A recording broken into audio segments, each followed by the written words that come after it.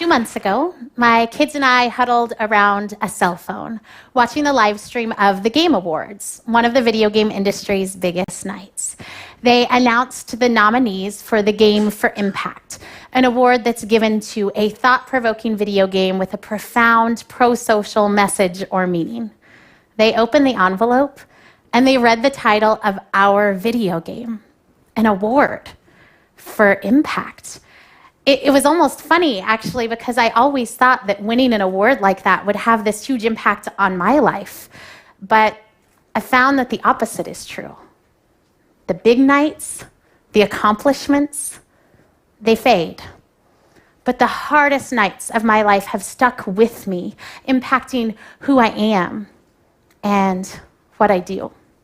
In 2010, my third son, Joel, was diagnosed with a rare and aggressive brain tumor. And before that year was finished, doctors sat my husband and I down and let us know that his tumor had returned, despite the most aggressive chemotherapy and radiation that they could offer him. On that terrible night, after learning that Joel had perhaps 4 months to live, I cuddled up with my 2 older sons in bed. They were 5 and 3 at the time, and I never really knew how much they understood. So I started telling them a bedtime story.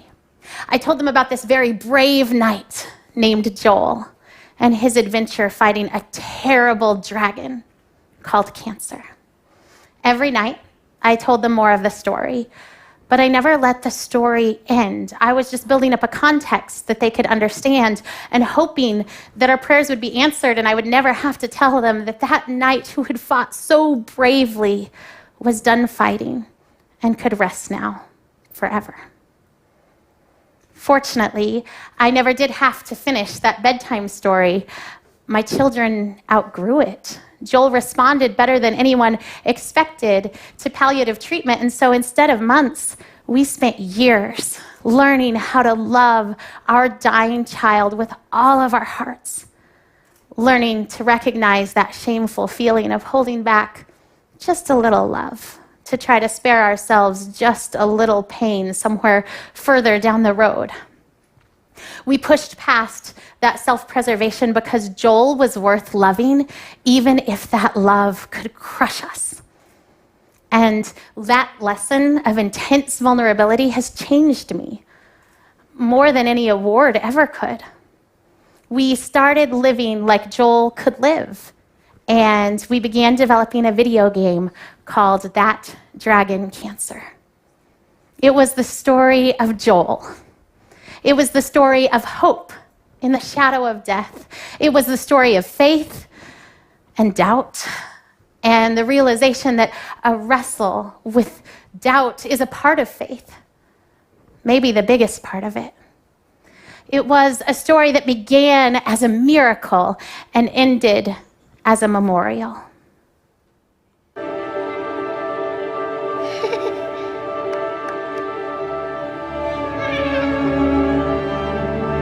Bouncing around. Do you like that? Oh, I love your giggle.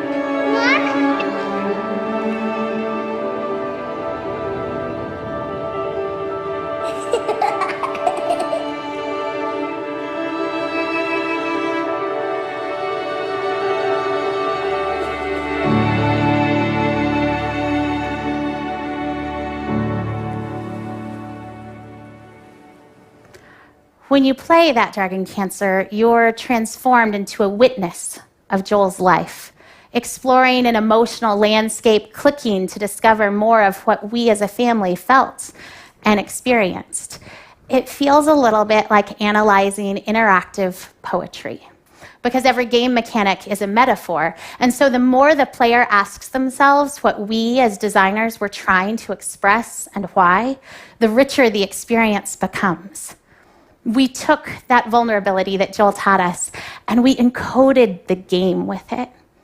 Players expect their video games to offer them branching narrative so that every decision that they make feels important and can change the outcome of the game. We subverted that principle of game design, collapsing the choices in on the player so that they discover for themselves that there is nothing that they can do that will change the outcome for Joel.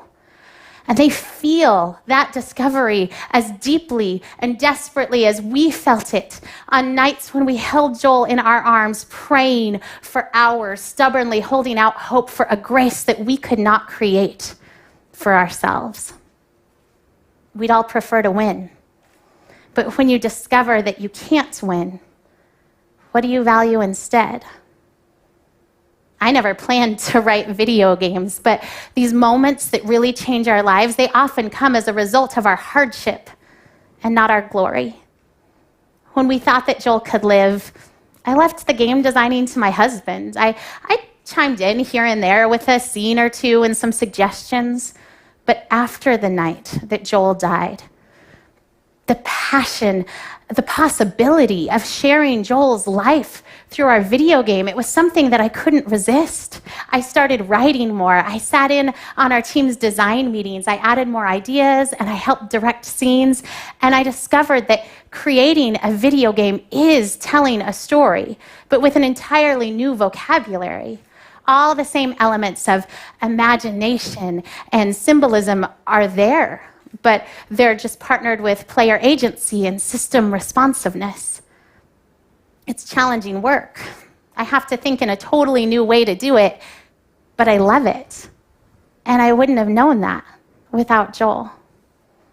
Now, maybe you're a little surprised by our choice to share our story of terminal cancer through a video game. Perhaps you're even thinking, like so many people before you, cancer is not a game. Well, tell that to any pediatric cancer parent that's ever taken an exam glove and blown it up into a balloon, or transformed a syringe into a rocket ship, or let their child ride their IV pole through the hospital halls like it was a race car. Because when you have children, everything is a game. And when your young child experiences something traumatic, you work even harder to make sure that their life feels like a game, because children naturally explore their worlds through play. While cancer can steal many things from a family, it shouldn't steal play. If you're listening to me and you're trying to imagine this family that revolves entirely around a dying child, and you can't imagine joy as part of that picture, then we were right to share our story with you, because that season of our life was hard, unspeakably hard at times, but it was also pure hope, deep love, and joy like I have never experienced since. Our video game was our attempt to share that world with people who hadn't experienced it before, because we never could imagine that world until it became ours. We made a video game that's hard to play. It will never be a blockbuster. People have to prepare themselves to invest emotionally in a story that they know will break their hearts. But when our hearts break, they heal a little differently. My broken heart has been healing with a new and a deeper compassion, a desire to sit with people in their pain, to hear their stories and try to help tell them so that they know that they're seen.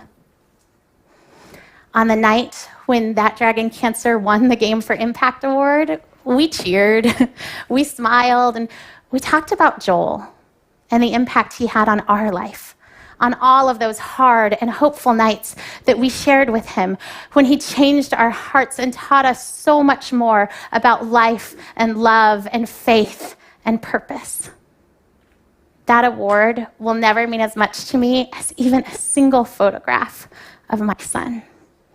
But it does represent all of the people who his life has impacted, people I'll never meet. They write me emails sometimes. They tell me that they miss Joel, even though they never met him. They describe the tears that they've shed for my son. And it makes my burden of grief just a little bit lighter, knowing that it's shared with a 10-year-old watching a YouTube playthrough, or a doctor playing on his airplane with a smartphone, or a professor introducing Joel to her first-year philosophy students. We made a video game that's hard to play. But that feels just right to me because the hardest moments of our lives change us more than any goal we could ever accomplish. Tragedy has shifted my heart more than any dream I could ever see come true. Thank you.